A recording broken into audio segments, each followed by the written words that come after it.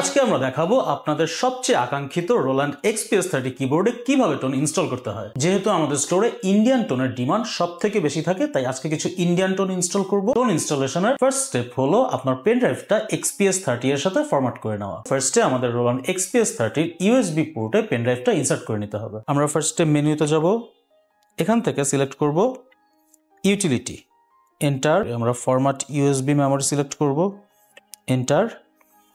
এখানে আমরা ওকে প্রেস করব, এন্টার।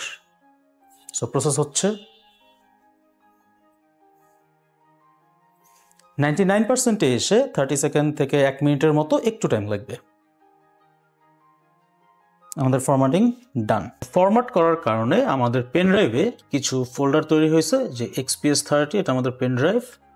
সো এখানে 4টা ফোল্ডার নতুন করে তৈরি হয়েছে, export, import, Roland and song list. আমরা এখন ডাউনলোডের যে ইন্ডিয়ান টোনগুলো আছে সেগুলো কপি করব। কপি,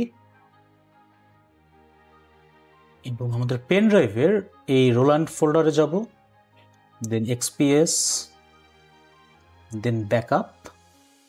এই ফোল্ডারে আমরা ফাইলগুলো পেস্ট করব।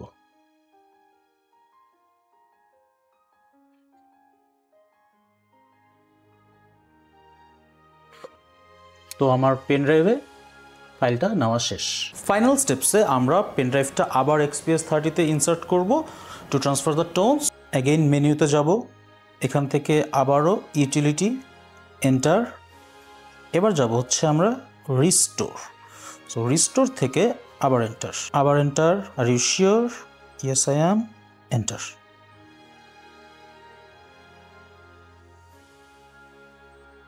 এখানে এসেও 99%-এ গিয়ে আবার 1 মিনিটের মতো টাইম লাগবে। আমাদের tone installation completed. Please shut down.